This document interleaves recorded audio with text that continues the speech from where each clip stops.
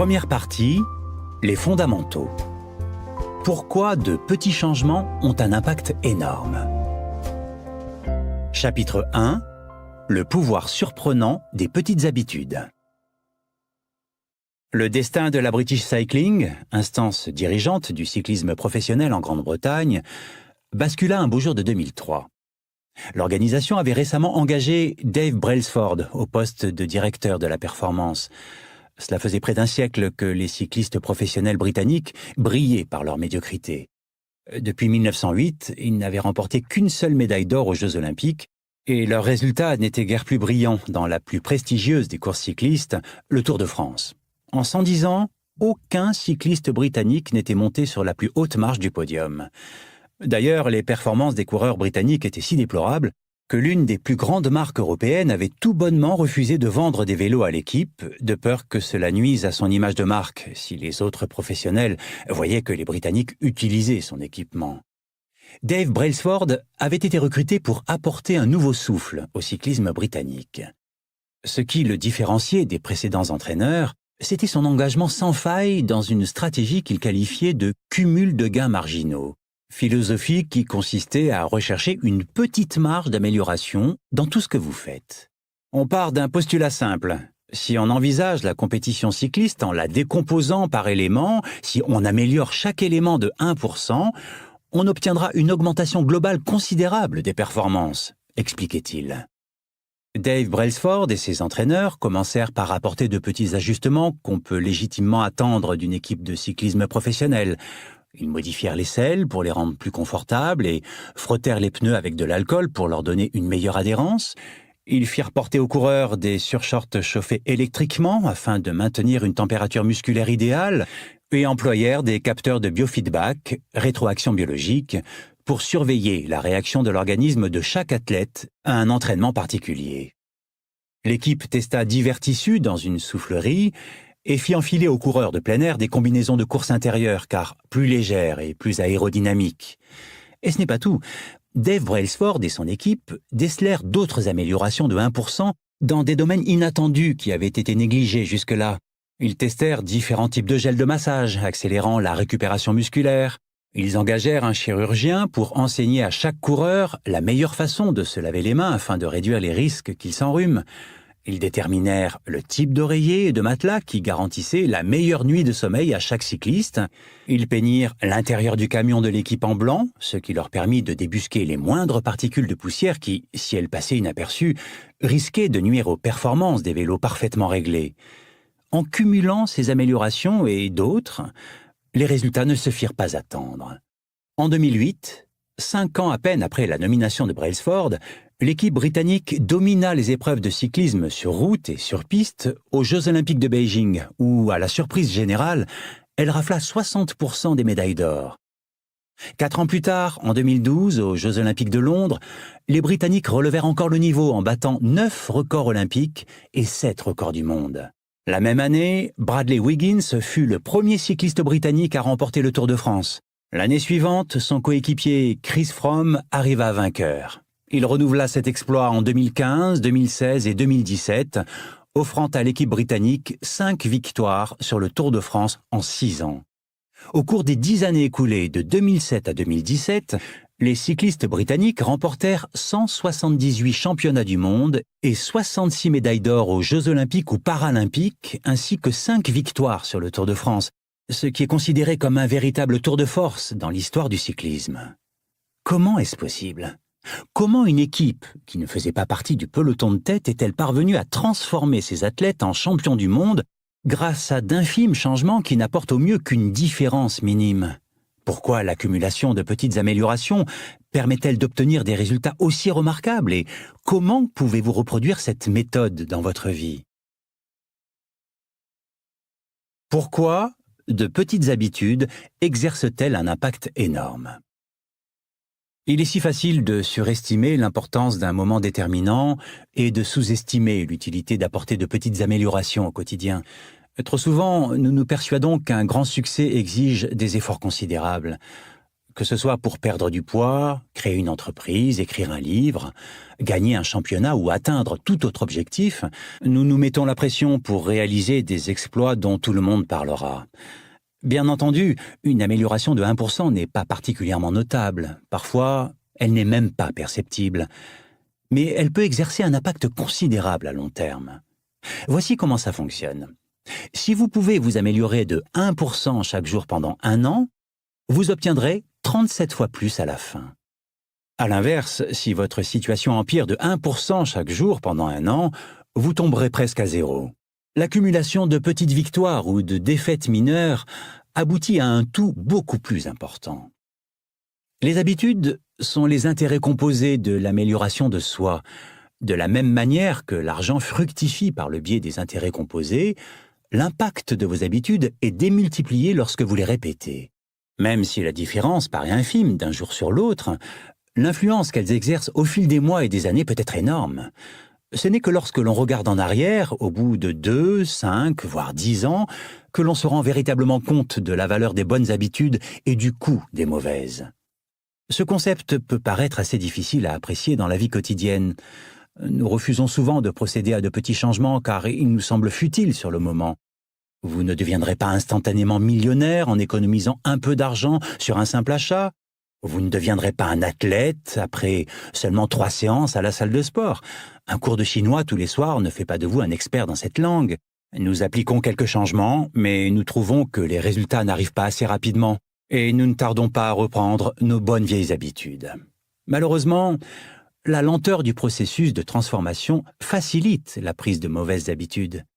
Si vous mangez un repas déséquilibré aujourd'hui, la balance ne bougera pas beaucoup. Si vous travaillez tard ce soir et oubliez votre famille, elle vous pardonnera. Si vous procrastinez et remettez votre projet à demain, vous pourrez toujours le terminer plus tard.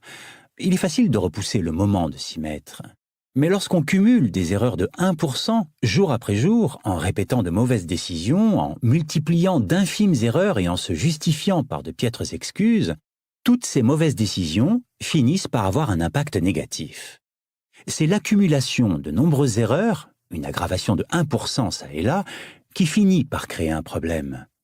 La répercussion du changement d'habitude est similaire à l'impact de la correction de quelques degrés de la trajectoire d'un avion. Imaginez que vous preniez l'avion de Los Angeles à New York. Si un pilote décollant de Los Angeles règle un cap d'à peine 3,5 degrés plus au sud, vous atterrissez à Washington au lieu de New York. Un changement aussi minime et à peine perceptible au décollage, le nez de l'avion ne bouge que de quelques mètres, mais à l'échelle du territoire des États-Unis, vous vous retrouvez à des centaines de kilomètres du lieu d'atterrissage initialement prévu. De même, un léger changement dans vos habitudes quotidiennes peut changer votre destinée.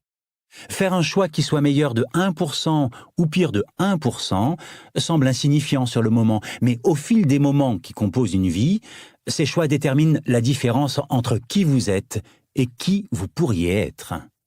Le succès est le fruit d'habitudes quotidiennes et non de transformations uniques. Cela dit, peu importe votre succès ou votre échec actuel, ce qui compte, c'est de savoir si vos habitudes vous mettent sur la voie du succès. Préoccupez-vous davantage du chemin que vous empruntez que des résultats que vous avez obtenus jusqu'ici. Si vous êtes millionnaire, mais si vous dépensez plus que vous ne gagnez chaque mois, vous n'êtes pas sur la bonne voie. Si vos habitudes de consommation ne changent pas, cela risque de mal se terminer. À l'inverse, si vous êtes fauché comme les blés, mais que vous épargnez un peu tous les mois, vous êtes sur la voie de l'autonomie financière, même si vous avancez plus lentement que vous ne le souhaiteriez. Vos résultats sont des indicateurs tardifs de vos habitudes. Votre valeur nette est un indicateur tardif de vos habitudes financières. Votre poids est un indicateur tardif de vos habitudes alimentaires. Vos connaissances constituent des indicateurs tardifs de vos habitudes d'apprentissage. Le désordre de votre lieu de vie est un indicateur tardif de vos habitudes de rangement. Vous obtenez ce que vous répétez au quotidien. Si vous voulez anticiper l'endroit où vous aboutirez, il vous suffit de suivre la courbe des petites améliorations ou régressions pour voir ce qu'auront généré vos choix quotidiens d'ici 10 ou 20 ans. Dépensez-vous moins que ce que vous gagnez chaque mois? Allez-vous à la salle de sport chaque semaine? Lisez-vous des livres et apprenez-vous des choses utiles chaque jour? Fixez-vous de petites règles comme celle-ci pour définir votre futur moi. Le temps amplifie la marge entre la réussite et l'échec. Il multiplie ce que vous y injectez. Les bonnes habitudes font du temps votre allié, les mauvaises en font votre ennemi. Les habitudes sont à double tranchant. De mauvaises habitudes peuvent vous ralentir tout aussi facilement que de bonnes habitudes peuvent vous aider à progresser, d'où l'importance de bien comprendre leur processus. Pour éviter les mauvaises surprises, vous devez comprendre le fonctionnement des habitudes et savoir les mettre en place selon vos besoins. Vos habitudes peuvent se liguer contre vous ou jouer en votre faveur. Voici 3 facteurs permettant une construction positive des habitudes. 1. Le rendement. Accomplir une tâche supplémentaire quotidienne est une petite victoire, mais cela représente beaucoup sur l'ensemble d'une carrière. L'automatisation d'une ancienne tâche ou la maîtrise d'une nouvelle compétence peut exercer un impact encore plus grand. Plus vous pouvez gérer de tâches sans réfléchir, plus votre cerveau est libre de se concentrer sur d'autres domaines. 2. La connaissance. Maîtriser une nouvelle notion ne fera pas de vous un génie, mais si vous vous fixez pour objectif de continuer à apprendre tout au long de la vie, cela pourrait tout changer. De plus, chaque livre que vous lisez vous enseigne non seulement de nouvelles connaissances, mais offre également de nouvelles perspectives à votre réflexion. Comme le dit Warren Buffett, c'est ainsi que fonctionne la connaissance. Elle s'accumule comme un intérêt composé. 3. Les relations. Vous récoltez ce que vous semez. Plus vous aidez les autres, plus les autres veulent vous aider. Être un peu plus gentil dans votre relation aux autres peut vous permettre de construire un réseau solide de relations au fil du temps. À l'inverse, voici 3 facteurs d'une construction négative des habitudes. 1. Le stress.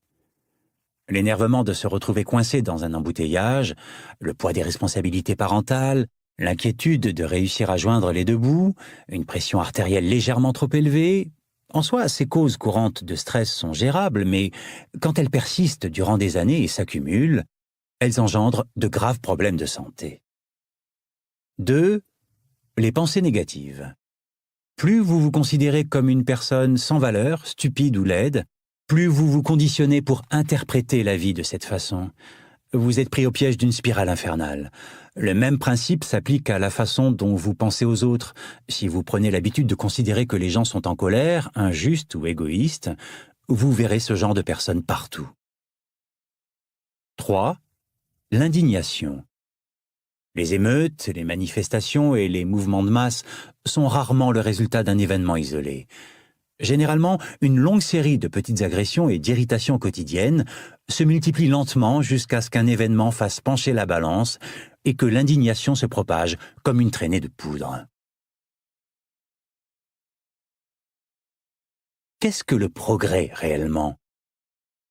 Imaginez qu'un glaçon est posé sur la table devant vous. La pièce est froide et vous pouvez voir votre souffle. Il fait actuellement moins 3,8 degrés. La pièce se réchauffe très lentement, moins 3 degrés, moins 2 degrés 5, moins 2.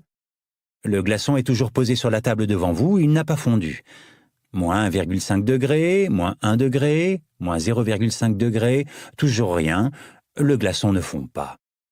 À 0 degré, le glaçon commence à fondre. Un incrément d'1 demi-degré apparemment identique à ceux qui l'ont précédé provoque un énorme changement. Les instants décisifs résultent souvent de nombreuses actions antérieures qui permettent de créer le potentiel nécessaire pour déclencher un changement majeur. Ce modèle se retrouve dans tous les domaines. Le cancer passe 80% de sa vie indétectable, puis s'empare de l'organisme en quelques mois. Le bambou est à peine visible pendant les 5 premières années de sa vie, car il construit de vastes systèmes racinaires sous terre avant de surgir du sol et d'atteindre 27 mètres de haut en 6 semaines. De même, les habitudes semblent souvent ne faire aucune différence jusqu'à ce que vous franchissiez un seuil critique et débloquiez un nouveau niveau de performance. Au début et au milieu d'une quête, on traverse souvent une vallée de déception. Vous vous attendez à faire des progrès réguliers et il est frustrant de constater l'inefficacité des changements au cours des premiers jours, des premières semaines, voire des premiers mois. Vous avez l'impression de stagner. C'est la caractéristique de tout processus de construction. les résultats les plus importants ne sont pas immédiatement visibles. C'est l'une des principales raisons pour lesquelles il est si difficile de mettre en place des habitudes durables. On procède à de petits changements, on ne voit pas de résultats tangibles et on décide de s'arrêter. Vous vous dites « Je cours tous les jours depuis un mois et je ne vois aucun changement dans mon corps. Pourquoi ?» Dès que ce type de pensée prend le dessus, on laisse facilement tomber les bonnes habitudes. Vous devez vous engager à appliquer ces habitudes suffisamment longtemps pour franchir cette étape que j'appelle le plateau du potentiel latent. Si vous avez du mal à mettre en place une bonne habitude ou à en perdre une mauvaise, ce n'est pas parce que vous avez perdu votre capacité à vous améliorer. C'est bien souvent parce que vous n'avez pas encore franchi le plateau du potentiel latent. Se plaindre de ne pas réussir malgré un travail acharné, c'est comme se plaindre d'un glaçon qui ne fond pas lorsqu'on fait augmenter la température de moins 3,5 degrés à moins 0,5 degrés. Votre travail n'a pas été inutile, il est simplement stocké en réserve. Toute l'action se passe à 0 degré. Lorsque vous franchirez enfin le plateau du potentiel latent, les gens diront que vous avez réussi du jour au lendemain. Le monde extérieur ne voit que l'événement le plus marquant, sans imaginer tout ce qui l'a précédé. Mais vous savez que c'est le travail que vous avez accompli il y a longtemps quand vous pensiez que vous n'avanciez pas, qui vous offre aujourd'hui cette réussite. C'est l'équivalent humain de la pression géologique. Deux plaques tectoniques peuvent s'affronter pendant des millions d'années, la tension augmentant lentement, puis un jour elles se frottent encore comme elles le font depuis des lustres, mais cette fois la tension est trop grande. Un tremblement de terre a lieu, le changement peut prendre des années avant de se manifester brusquement. La maîtrise demande de la patience. Les San Antonio Spurs, l'une des équipes les plus titrées de l'histoire de la NBA, ont affiché une citation du réformateur social Jacob Riis dans leur vestiaire. « Quand rien ne semble fonctionner, je vais observer un tailleur de pierre abattant sa masse sur un rocher une bonne centaine de fois sans lui infliger la moindre fissure apparente. Mais au 101e coup, le rocher se fondra en deux, et je sais que ce n'est pas seulement le dernier coup qui a fendu le rocher, mais les 100 qui l'ont précédé. » Toutes les grandes réussites ont des débuts modestes. La graine semée par chaque habitude est une décision unique et infime. Mais à mesure que cette décision se répète, l'habitude germe et se renforce. Les racines s'enfoncent profondément et les branches poussent. Perdre une mauvaise habitude revient à déraciner un chêne solidement ancré en nous, et créer une bonne habitude revient à cultiver une fleur délicate, un jour après l'autre. Mais comment savoir si nous conservons une habitude assez longtemps pour atteindre le plateau du potentiel latent et franchir ce palier? Qu'est-ce qui pousse certaines personnes à adopter de mauvaises habitudes et permet à d'autres de profiter des effets combinés des bonnes habitudes? Nous nous attendons souvent à des progrès réguliers, tout au moins nous espérons progresser rapidement. En réalité, les résultats de nos efforts se font souvent attendre. J'appelle cet écart entre ce qui doit arriver selon nous et ce qui se passe réellement la vallée de la déception. Ce n'est que des mois ou des années plus tard que nous réalisons la véritable valeur du travail que nous avons effectué précédemment. On peut alors traverser la vallée de la déception, où l'on se sent découragé après avoir passé des semaines ou des mois à travailler sans avoir obtenu de résultats. Mais ce travail n'a pas été vain, il est simplement stocké en réserve. Ce n'est que bien plus tard que l'on pourra récolter les fruits de tous les efforts déployés. Oubliez les objectifs, concentrez-vous plutôt sur les moyens. Selon la sagesse populaire, le meilleur moyen de parvenir au but que nous nous sommes fixés dans la vie, être en meilleure forme, bâtir une entreprise prospère, se détendre davantage et s'inquiéter moins, passer plus de temps en compagnie de ses amis et de sa famille, c'est de se fixer des objectifs concrets et réalistes. Pendant de nombreuses années, c'est aussi ainsi que j'ai abordé mes habitudes. Chacune était un objectif à atteindre. Je fixais des objectifs pour les notes que je voulais obtenir à l'école, pour les poids que je voulais soulever à la salle de sport, pour les bénéfices que je voulais gagner en affaires. J'ai réussi à en atteindre quelques-uns, mais j'ai échoué à beaucoup d'entre eux. Finalement, j'ai réalisé que mes résultats avaient très peu de lien avec les objectifs que je m'étais fixés, mais beaucoup avec les moyens que je mettais en place. Quelle est la différence entre les moyens et les objectifs ? J'ai pu faire cette distinction pour la première fois grâce à Scott Adams, le dessinateur de la bande dessinée Dilbert. Les objectifs sont les résultats que vous souhaitez atteindre. Les moyens sont les processus qui mènent à ces résultats. Si vous êtes un entraîneur, votre objectif est de remporter un championnat. Vos moyens sont la façon dont vous recrutez les joueurs, gérez vos assistants et menez vos entraînements. Si vous êtes un entrepreneur, votre objectif est de créer une entreprise générant des millions de dollars. Vos moyens vous permettent de tester des idées de produits, de recruter des employés et de mener des campagnes de marketing. Si vous êtes musicien, votre objectif est de jouer un nouveau morceau. Vos moyens sont la fréquence à laquelle vous pratiquez, la méthode avec laquelle vous déchiffrez et vous attaquez aux mesures difficiles et la façon dont vous recevez les instructions de votre professeur. Passons maintenant à la question intéressante. Si vous ignoriez complètement vos objectifs et ne vous concentriez que sur vos moyens, réussiriez-vous toujours? Par exemple, si vous étiez un entraîneur de basket, si vous ignoriez votre objectif de gagner un championnat et si vous vous concentriez uniquement sur ce que votre équipe fait chaque jour à l'entraînement, obtiendriez-vous toujours des résultats? Je pense que oui. Dans tous les sports, l'objectif est d'obtenir le meilleur score. Mais il serait ridicule de passer tout le match à regarder le tableau de score. La seule façon de gagner réellement est de s'améliorer chaque jour. Comme le disait Bill Walsh, triple vainqueur du Super Bowl, le score se fait tout seul. Il en va de même pour les autres domaines de la vie. Si vous voulez de meilleurs résultats, alors oubliez de vous fixer des objectifs. Concentrez-vous plutôt sur les moyens. Les objectifs sont-ils complètement inutiles? Bien sûr que non. Les objectifs sont parfaits pour définir un cap, mais les moyens sont les meilleurs outils pour progresser. Les problèmes arrivent quand vous passez trop de temps à réfléchir à vos objectifs et pas assez à mettre en place vos moyens. Problème numéro 1, les gagnants et les perdants ont les mêmes objectifs. L'établissement d'objectifs est malheureusement fortement dévoyé par la notion de biais du survivant. Nous nous concentrons sur les personnes qui finissent par gagner, les survivants, et supposons à tort que des objectifs ambitieux ont conduit à leur succès tout en ignorant les personnes qui avaient les mêmes objectifs mais qui n'ont pas réussi. Tous les athlètes olympiques veulent gagner la très convoitée médaille d'or. Et si les personnes qui réussissent et celles qui échouent partagent les mêmes objectifs, l'objectif ne peut pas être ce qui différencie les gagnants des perdants. Ce n'est que lorsqu'on met en place un système de petites améliorations continues qu'on obtient un résultat différent. Problème numéro 2, atteindre un objectif n'est qu'un changement momentané. Imaginez que votre chambre soit en désordre et que vous vous fixiez pour objectif de la nettoyer. Si vous mobilisez l'énergie pour ranger vos affaires, vous aurez une chambre propre pour un temps.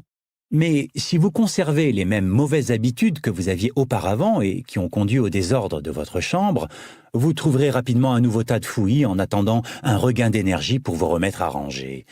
Vous êtes condamné à retrouver le même désordre tant que vous ne changez pas de moyens. Vous avez traité un symptôme sans régler la cause. Atteindre un objectif ne change votre vie que momentanément. C'est le côté paradoxal de l'amélioration. Nous pensons que nous devons changer nos résultats, mais les résultats ne sont pas le problème. Ce que nous devons vraiment changer, ce sont les moyens qui produisent ces résultats. Lorsque vous résolvez des problèmes au niveau des résultats, vous ne les résolvez que temporairement. Afin de vous améliorer pour de bon, vous devez résoudre les problèmes au niveau des moyens. Traitez les causes. Les conséquences se résoudront d'elles-mêmes. Problème numéro 3. Les objectifs sont des obstacles à votre bien-être. L'hypothèse implicite derrière tout objectif est la suivante. Une fois que j'aurai atteint mon objectif, je serai heureux. Le problème de l'idée reçue selon laquelle le bonheur est un objectif à atteindre, c'est que vous êtes toujours en train de reporter le bonheur à la prochaine étape. Je suis tombé des milliers de fois dans ce piège. Pendant des années, le bonheur a toujours été l'objectif de mon avenir. Je m'étais promis que lorsque j'aurais pris 10 kilos de muscles ou lorsque mon entreprise aurait été citée dans le New York Times, je pourrais enfin prendre du bon temps. Il faut savoir que les objectifs créent un conflit, soit. Soit vous atteignez votre objectif et vous réussissez, soit vous échouez et vous êtes déçu. Vous vous enfermez dans une vision étroite du bonheur. C'est une erreur. Il est peu probable que votre chemin de vie corresponde exactement au voyage que vous aviez en tête au moment du départ. Cela n'a aucun sens de limiter votre satisfaction à un seul scénario lorsque plusieurs chemins mènent au succès. L'antidote, adopter une approche axée sur les moyens. Lorsque vous appréciez plus le processus que le résultat, vous n'avez pas à attendre pour vous donner la permission d'être heureux. Vous pouvez être satisfait chaque fois que le moyen que vous utilisez fonctionne. Et un moyen peut fructifier sous de nombreuses formes, pas seulement celle que vous envisagez en premier lieu. Problème numéro 4. Tout miser sur les objectifs est incompatible avec une progression sur le long terme. Pour finir, un état d'esprit axé sur les objectifs peut créer un effet yo-yo. Beaucoup de coureurs déploient des efforts considérables pendant des mois, mais dès qu'ils ont franchi la ligne d'arrivée, ils cessent de s'entraîner. La course n'est plus là pour les motiver. Lorsque tout votre travail acharné est axé sur un objectif particulier, que reste-t-il pour vous faire avancer une fois que vous l'avez atteint? Rien. C'est ainsi que beaucoup d'entre nous reprennent leurs vieilles habitudes après avoir atteint un objectif. On fixe des objectifs pour gagner un match. Le but de la mise en place de moyens est de continuer à jouer. Sur le long terme, il faut donc adopter une approche sans objectif. Il ne s'agit pas de réaliser une prouesse unique, il s'agit d'un cycle de perfectionnement sans fin et d'amélioration continue. En fin de compte, c'est votre engagement dans le processus qui déterminera votre progression. Un système fait de petites habitudes. Si vous avez du mal à changer vos habitudes, le problème ne vient pas de vous, mais du système et des moyens que vous utilisez. Les mauvaises habitudes se répètent encore et encore, non pas parce que vous ne voulez pas changer, mais parce que vous employez le mauvais système pour changer. Vous n'atteignez pas le niveau de vos objectifs, vous restez au niveau de vos moyens. L'un des thèmes fondamentaux de ce livre est de se concentrer sur le système global plutôt que sur un seul objectif. Vous avez probablement compris qu'une petite habitude correspond à un changement minime, à un gain marginal, à une amélioration de 1%. Mais les petites habitudes ne sont pas simplement des manies, si dérisoires soient-elles. Elles font partie d'un système plus vaste. Ce sont les éléments constitutifs de résultats spectaculaires. Les habitudes sont le ciment de notre vie. Chacune contribue à bâtir votre amélioration globale. Au début, ces routines minuscules semblent insignifiantes, mais elles se renforcent rapidement mutuellement et alimentent des gains plus importants qui se multiplient à un point qui dépasse de loin le coût de l'investissement initial. Elles sont à la fois petites et puissantes. C'est une pratique ou une routine régulière qui n'est pas seulement facile à mettre en œuvre, mais qui est aussi la source d'un pouvoir incroyable. Résumé du chapitre. Les habitudes sont l'intérêt composé de l'amélioration de soi. Obtenir 1% d'amélioration chaque jour finit par compter énormément sur le long terme. Les habitudes sont une arme à double tranchant. Elles peuvent fonctionner pour vous ou contre vous. Il est donc essentiel d'en comprendre chaque composante. De petits changements semblent ne faire aucune différence jusqu'à ce que vous franchissiez un seuil critique. Les résultats les plus importants de tout processus de construction se font souvent attendre. Vous devez être patient. Une petite habitude fait partie d'un système plus vaste. Leur répétition est constitutive de résultats spectaculaires. Si vous souhaitez obtenir de meilleurs résultats, cessez de vous fixer des objectifs. Concentrez-vous plutôt sur vos moyens. Vous ne vous élevez pas à la hauteur de vos objectifs, vous restez à la hauteur de vos moyens.